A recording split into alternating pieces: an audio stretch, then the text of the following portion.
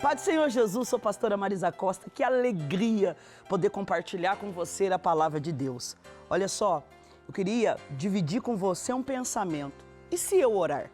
Você já parou para pensar que quando você ora, muitas coisas podem acontecer na sua vida, na sua história?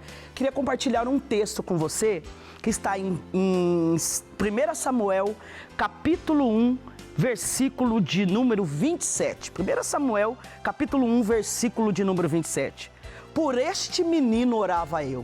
Nós conhecemos muito bem essa passagem, a história de Ana. Todo mundo insiste em dizer que Ana era estéril. Porém, o texto bíblico diz que foi o Senhor que fechou a madre de Ana. Mas se nós olharmos para o costume, nós vamos entender, para a esterilidade ser comprovada, ela precisaria de mais ou menos 10 anos. Então, eu queria que você pensasse comigo. São 10 anos indo a Siló adorar o Senhor. Primeiro ano tentando mudar a sua história, segundo, terceiro, quarto ano e nada. Mas chegou um tempo na vida de Ana, no meio das afrontas, em meio às dificuldades, que ela decidiu subir para mudar a sua história. O texto bíblico vai dizer que naquele ano ela sobe e o texto diz assim, ela estava ansiosa. Quando o sacerdote a teve como embriagada, é tão interessante que ela disse assim, meu Senhor, não tem a tua serva como serva de Belial. É no excesso da minha ansiedade que eu tenho falado até agora. Ana está apresentando a sua dificuldade, a sua ansiedade. Ana está dizendo que aquele momento que ela está orando não é só um desejo do seu coração, não é só um momento. Ela está dizendo que por muito tempo ela está sofrendo de uma ansiedade e há uma decisão. Quando eu olhei para esse texto, eu fiquei pensando que orar muda toda uma história, que quando nós decidimos orar, muda toda uma sentença. Mas será que a minha oração, será que a sua oração tem alcançado o propósito de Deus? Preste atenção, quando Ana vai orar, o texto diz que ela ora assim, se a tua serva ouvir e atender e a mim me der um filho varão, eu o darei todos os dias, Senhor. Eu fiquei pensando no movimento no céu. Eu fiquei pensando no movimento no mundo espiritual. Ana está apresentando o desejo do seu coração, mas ela não quer na terra somente o desejo do coração dela. Ana, naquele momento, ela quer alinhar o propósito, o desejo do coração dela com o propósito do coração de Deus. O que eu estou dizendo neste dia para você que está ouvindo esta mensagem é que você precisa crer que aquilo que já nasceu no seu coração, antes de nascer no seu coração, está no coração de Deus. Quando eu olho para o texto, a Bíblia vai dizer que Ana orou, ela clamou ao Senhor.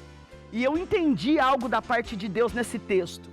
Ela tinha desespero para que se cumprisse o desejo do coração dela. Mas a nação de Israel estava numa situação tão difícil. Não havia sacerdote, não havia profeta. E Deus precisava levantar alguém na terra que viesse fazer a diferença naquela nação. Presta atenção, enquanto Ana está orando, no céu há um desejo de Deus, preciso mudar a história. Enquanto Ana está orando, no céu há um desejo de Deus, preciso mudar a história. Quando eu oro, quando o desejo do meu coração se une com o propósito do céu, as coisas se realizam na terra. Eu fico pensando nessa história e eu vou me deparar com um texto bíblico no livro de Números, capítulo de número 16, versículo 30. Deus vai chamar uma tribo dos coratitas. É eles que vão cuidar das coisas do tabernáculo. Eles começam a olhar para a vida, eles começam a olhar para Moisés, para Arão, e eles começam a pensar que eles também podem oferecer incenso ao Senhor. E nasce no coração deles um desejo de se apresentar a Moisés e dizer que eles também querem oferecer incenso ao Senhor. Sabe o que é interessante? Moisés se preocupa e vai falar com Deus. Deus dá uma direção a Moisés. Deus está dizendo para Moisés que permitisse que Corá e todos aqueles que estivessem se rebeliando contra Moisés, no outro dia, viesse com um incensário diante do Senhor. Aí o Senhor diz assim, eu vou fazer uma coisa inaudita. Sabe o que acontece? O texto bíblico diz que a terra se abre e Corá e tudo que era de Corá foi consumido pela terra, foi engolido pela terra.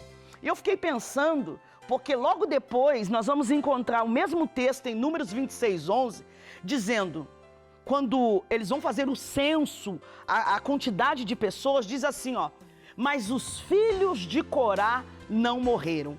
E eu fiquei pensando, por que Deus disse no capítulo 16 que ia exterminar toda a linhagem de Corá? E no capítulo 26, versículo 11, o texto diz, os filhos de Corá não morreram. Porque Deus decidiu. Por que Deus decidiu guardar uma geração? Eu penso que não é porque a linhagem toda errou, não é porque o seu pai errou, não é porque alguém da sua casa erra que você também vai errar. Então Deus sempre vai deixar uma oportunidade. O que eu acho tão interessante, que parece que são histórias tão diferentes, Ana e os coratitas. Porque todas as vezes que nós lemos Corá, nós vamos pensar em alguém rebelde, alguém que não obedeceu a palavra de Deus. Agora eu estou falando de Ana, uma mulher que obedece, uma mulher que ora. Mas eu queria que você lesse comigo 1 Crônicas, capítulo de número 6, o versículo 22 e 23. Quando vai falar da linhagem dos coratitas. O texto diz que Eucana é da linhagem dos coratitas. Pastor, o que você está pregando? É isso mesmo que você está ouvindo. Eu estou dizendo a você que quando Ana orou, pedindo ao Senhor um filho, Deus se lembrou que ele preservaria a família do Coatitas. Presta atenção, se Samuel não nascer, se Samuel não nascesse, Deus não cumpriria o propósito dele na terra. Eu estou passando aqui para dizer para você, ore, não deixe de orar. E se eu orar? Se eu orar, Deus vai trazer o propósito dele para a terra. Se eu orar, as coisas serão transformadas. Se eu orar, com certeza Samuel vai nascer. Ana está dizendo, por este menino orava eu. E a minha pergunta é, você está orando pelo seu Samuel? O que é o seu Samuel? Deus está dizendo, eu quero cumprir um propósito. Eu quero unir o desejo do seu coração com o meu propósito na terra.